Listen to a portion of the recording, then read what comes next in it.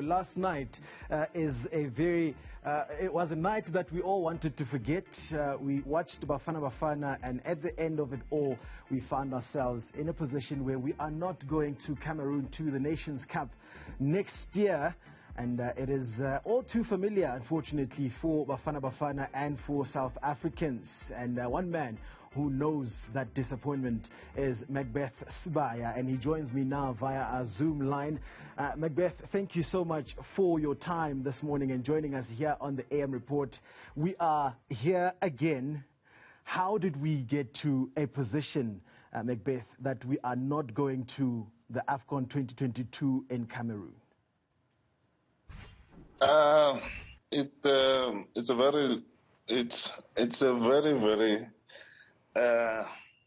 long-term thing, because the success is generational. If you look at all the national teams that you have, and you look at the background of all the players who were successful, you find that at the very young age they were very competitive.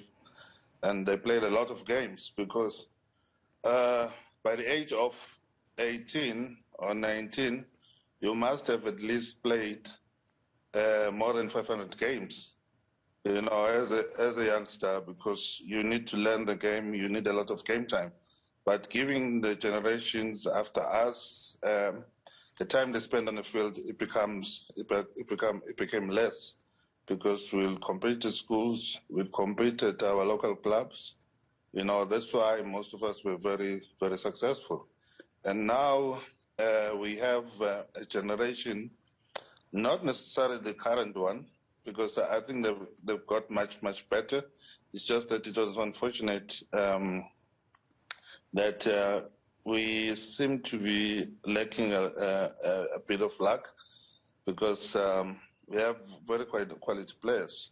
But let me come in there, Macbeth. We were there. We were joint top of the group. Heading into last week's game against Ghana, joined first with Ghana on 9 points, and it just fell apart from there. How do we explain that? How does Coach Molefi come back into the country and explain what happened in Khartoum last night? It's very tricky to explain, because you have to explain and compare it with the past successes. But the gap between past successes is very huge, and most of the people they forgot even how we got successful over the past years. So it's very difficult question to ask him to explain what happened, because we haven't been successful for a very long time. And you talk about that success, Macbeth. The last success that Bafana had was back in 1996. That's more than 20 years ago, 25 years that we lifted a trophy, the only significant thing that we ever accomplished as the national football team. Surely that can't be acceptable. I mean, you played at the 2010 World Cup. You were part of that squad, and I think you played all the matches. And there was disappointment there again. There was disappointment sometime, I think, around about 2012-13, when we thought we had qualified for AFCON, and we danced our way in Polokwane, and we hadn't, in fact, qualified. And subsequent to that, we didn't qualify, and we went to Egypt and beat the host country in the last edition. And we thought this was a way of Bafana coming back into the glory days, and it hasn't happened. Surely we cannot be expected to accept that. It's very difficult to accept it, but given my experience in football,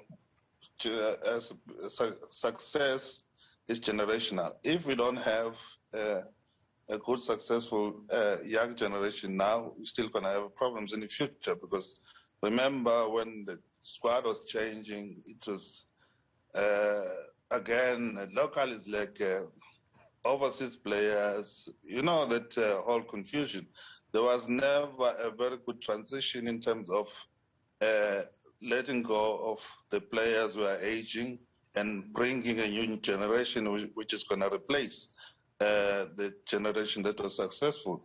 If you look at all the countries that were struggling over the past, they went back to the grassroots. They created a generation that is going to be successful. So like Germany, they work on their team for more than like 10 years, working on that generation, and they started collecting trophies. Now Brazil has a problem because they had a problem again over the past years because they didn't create a generation that's going to replace the very same players with. So this is the problem that we have in the country. Now, when you speak about that succession plan, take out or phase out the aging players and bring in the young blood, those that are coming in their late teens, early 20s. There was a document put together, I think it was 2015, and Coach Molefi incidentally was part of putting together Vision 2022. A lot of football fans in the country are familiar with that. We are months to 2022, and the plan was to qualify for the World Cup in Qatar next year. We cannot qualify for the Nations Cup here in Africa. How are we going to qualify for the World Cup? In fact, do we have anything to show in as far as Vision 2022 is concerned? Are there players that are graduating from the under-17s to under-20s to under-23 that we can say is tangible, that we can look at and say Vision 2022 is working? I'm not sure because I believe that document was only for the national teams in their respective ages. But I believe the vision, what should be like all the provinces, including the government, together with the governing body, creating a structure that is going to give youngsters in each and every provinces good competitions. They have to be active throughout the weeks. They have to be active in big competition, like we did on our days when we were still at school. We had a lot of competitions in the schools association, and again in local clubs. So it's.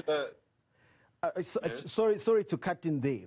I just want to know from you, as a player who's got over 60 caps for South Africa, for Bafana, looking at the team that we put together, the 23 players that are in camp, that are probably on their way back to South Africa right now, do we have a current crop of players that deserve to wear the green and gold of South Africa, that are good enough to play for the national team? Are they good enough, the players that we have, to play for Bafana?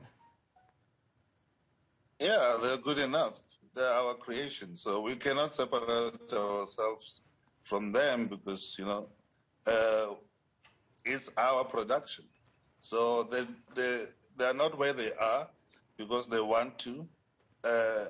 These are the conditions they grew up in, because if you can ask them, do they have any experience as youngsters being in a competition, being in tournaments? No, these are smaller tournaments that anyone can play in the township. I mean, the real organized competition professionally. So maybe, we'll say maybe none of them, have been in such competitions. So again, that gives you an experience on what to expect in a higher level, and knowing how to win competitions. Yes, you can learn how to play football, but again, you need to learn how to win a league. You need to learn how to win a cup game. You need to learn how to win again this sort of competitions. So if you don't have that in the system, it becomes a problem. That's why in Europe you have competition like Champions League for the youngsters. Even for women, there's Champions Leagues. Even you have these small World Cups for the youngsters. They need to know have an experience in these competitions. So as far as I'm concerned, we don't have the type of experience. Yeah. So if you were the powers that be at the South African Football Association, Macbeth, if you had signing power at SAFA, what would be your plan of action right now? It's unfortunate for Coach Molefi that he's the one with whom the buck stops. You can't fire national team players. They don't work there. They work at their clubs. They are there invited by the coach, and they work as basically freelancers. If you don't like him or if he doesn't play to your satisfaction, you just simply don't pick him. But the coach, surely now there'll be some discussion around him and where to go from here. What would you do as Macbeth Sibaya if you had signing power? It's difficult because even if I have a signing power and the plan, but it seems like, as South Africans, we are very, very allergic to long-term process plans. So that is the biggest challenge. You can come with a solid plan, bring all the money, but we like things that are fast, we are very fashionable people. We like something that is in style now. You leave your basics, you follow the style, you follow the fashion. So we have a very big problem when it comes to big solutions. Well, Macbeth Sibaya, it's unfortunate that we expect a report from Khartoum and a message from the association telling us that we are building yet again, when we were told we're building 5-6 years ago, building to 2022, but right now it doesn't look like there's any structure that we have built at all. The national team is in tatters. Thank you so much for your time. Former Bafana midfielder Macbeth Sibaya joining us live from Durban. Over 60 caps for South Africa, played in Russia for Rubin Kazan for more than 7 years. And yeah, make of that what you will. That's where we leave it at this point. But coming up after 8 o'clock, former ESCOM boss Matsela Koko is yet again set to take the hot seat at the state capture inquiry. Coming up on the AM Report.